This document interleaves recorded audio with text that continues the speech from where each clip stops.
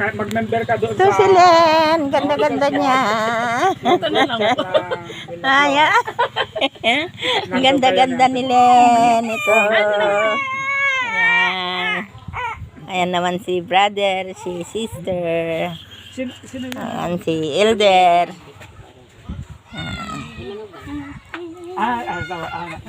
Okay. Halika na, Rebek. Maribek, may Pakikita kantuin. ko sa iyo ang napakagandang pangako ng Panginoon, ano? Sa mga umiibig sa Kanya.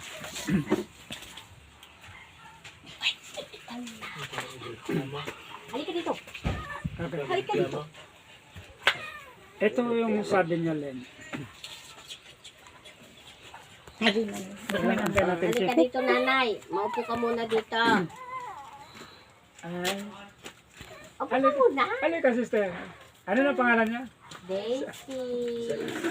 Ay, Magkakilala tayo noon. Nakalimutan ko lang yung pangalan mo. oo. Oo. Kilala na Ano yung tayo. baby mo, Pumunta ano? na tayo dyan sa kanila. Ang laki-laki na yung bata. Oh. Papo-papo na siya. Umutugaw mo Hindi ka ba si... nakakaintindi ng Ilocano? Ay, nakakaintindi na. Hindi na mailako. Hanggang may lako kaya. Hindi na mailako. Hanin. Kailan lang na bata nung kandukuan. Pumunta kami ng liit-liit. Oo, nung pumunta kami. 10 days pa lang siya noon. Laki-laki na. Ay, siyang magbibinyag. Hindi. Ay, magmagnan. Ah, 2 years old. Okay. Ito ang pag-aaralan. Napakaganda ito mga anak. Ano? Tulad sa inyo, mga young mothers, may isang panukala kayo. Meron kayong isang pinapangarap sa buhay. Ano? Yung para sa inyong kinabukasan. Ano? Para sa mga anak. Matatag, magandang kinabukasan. Ano? Ibig sabihin, parang marangyang kinabukasan. Ano? Then, mga bagay na kakailanganin natin. Kung minsan maraming tao na nag-i-invest ng malalaking kapital para sa kanilang kaunlaran, pag-unlad. Ngunit sa ating Panginoon, ganito ang sinasabi niya. Pwede kang gumasa ng Ilocano, Len? yan daw. Kaya po. 17, 18, 19, 20, at 21. Hirap mo gusto ng Ilocano. Ayatek dagiti agayat kanyak. Ket dagiti mangbirok asi gaganit get kanyak masarakan dakto. Kinabaknang ken dayaw adda kanyak. When ti napaot a kinabaknang ken kinalinteg. Tibungak nasaysaya at ngem balitok. When ngem iti naudi abalitok Nasudi. ay nasudi abalitok keti pataudek nasaysaya at ngem pirak anapili magnaak iti dalan ti kinalinteg iti tenga dagiti dandana ti kinahustisya tapno dagiti agayat kanyak mapagtawid ko iti sanikwa ken tapno punwek dagiti paggaminganda. Oo. No, titingnan natin ano. Len. Titingnan natin basic. Ano? Basic? Dito, sa ating Panginoon, hindi natin kailangan ang malaking capital Daisy para sa ating kaunlaran. Ayon dito sa mga teksto na binasa ni Len, ang sabi niya, iniibig ko ang mga umiibig sa akin. At ang mga nagsisihanap sa akin, sabi niya, masusumpungan nila ako. Kayamanan, no, nasa kanya at karangalan.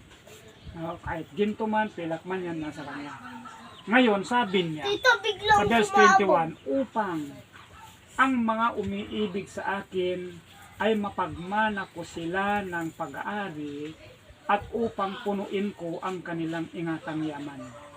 So ang kapital natin dito mga anak, no? Hindi pera ang kapital natin para umunlad tayo. Ang kapital natin dito lang, pag-ibig sa Panginoon. pag inibig natin ang Panginoon, mga anak, ang magiging ang kayamanan ng tao, o bilangin natin ha, magbilang ka rin, ilan ang kayamanan na maaari mong sabihin? Isa na dito yung pilak, ginto. Yan, hindi na alis yan, Okay, sa pilak, idagdag natin ang mga bukirin. Parang ganun lang, ang kayamanan, titingnan natin, mga sasakyan, mga bahay, at kung mga ano-ano pa. Kayamanan na sinasabi yan. Pero dito, mga anak, mayroong higit na kayamanan na maaaring ibigay sa atin ng ating Panginoon. Una dyan, ay ang ating kaligtasan, ang ating kalusugan, ang ating karunungan, ang kaligayahan, ang ating kapayapaan sa buhay, sa ating peace of mind. Ang mga bagay na ito, mga anak, hindi ito mabibili ng salapi. Ang kalusugan natin lang, hindi mabibili ng salapi, anak. Ang kaligayahan natin, hindi mabibili ng salapi. Lalong-lalo na yung ating kaligtasan. Tingnan natin. Ilan na yung anak mo? 3. Ilang taon yung panganay? 12 po. 12. Ilang taon? Ilan sa'yo? 3 din? Opo. 3 din.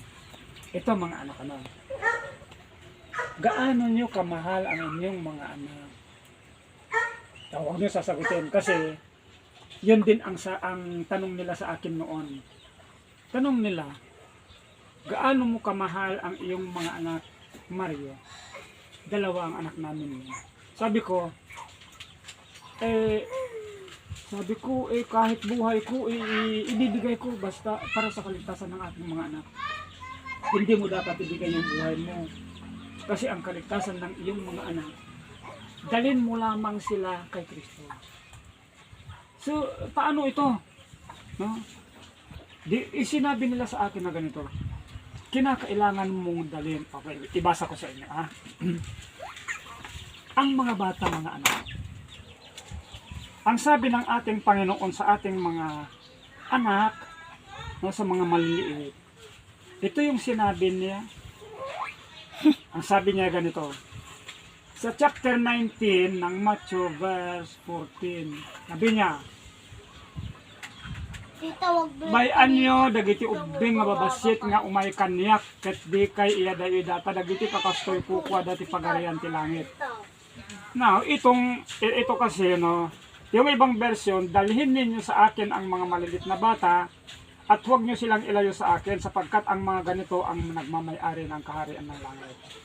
Ngayon, dito mga anak, alalahanin lamang ninyo, na tulad ngayon, 9 na buwan mong nasa sinapupunan mo si baby, minahal mo na mula sa sinapupunan, tama rin, at nung ipanganak nyo siya, lalo yung nadamang pagmamahal nyo sa kanya.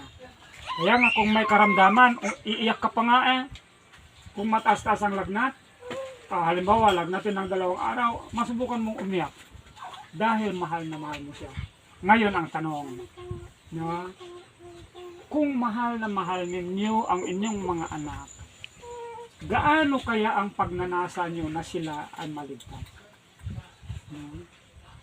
Dito pumapasok ngayon, mga anak, dito nyo ipapakita ngayon kung paano nyo talagang mamahalin ang inyong mga anak. Ang pagmamahal sa mga anak,